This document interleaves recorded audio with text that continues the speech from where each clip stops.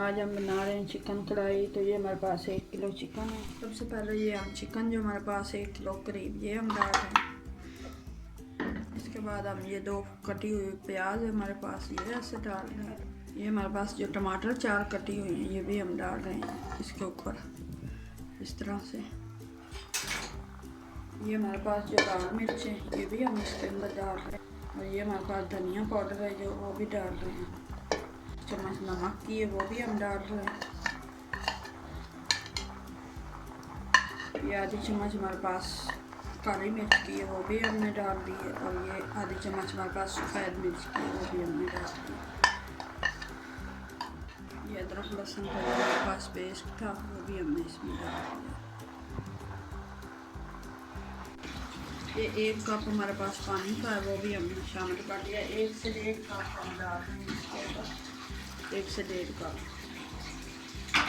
अब हम इसके ऊपर ये ढक्कन रख रहे हैं। 10 मिनट के लिए हम तेज़ आंच पे इसको पकाएंगे।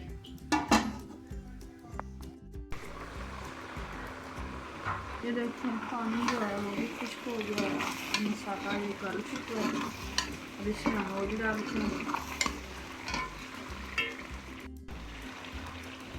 ये इसके अंदर हम 1 से 1.5 चमचा ऑयल का डाल रहे हैं।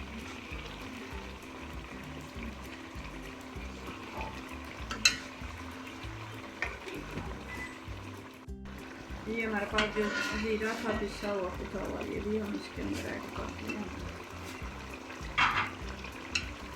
हम इसको अच्छे से भून लेते हैं। ये जो हमारे पास 1 प्याली दही की थी वो हमने इसमें शामिल कर दी। मसाला हमारा भून चुका है अच्छे से। इसको हम मिक्स करते हैं और 2-3 मिनट हम तेज़ आंच पे इसको भून लेते हैं। देखिए हमारी कढ़ाई जो है वो तैयार हो चुकी है। ये मसाला हमारा भुना जा चुका है, ऑयल अलग हो रहा है। ये हमारी कढ़ाई तैयार है। ये हमारी चिकन कढ़ाई जो है रेडी हो चुकी है। अगर आपको ये पसंद आए तो लाइक करना, शेयर करना और मिलेंगे एक नई रेसिपी के साथ। तब तक के लिए अल्लाह हाफिज़।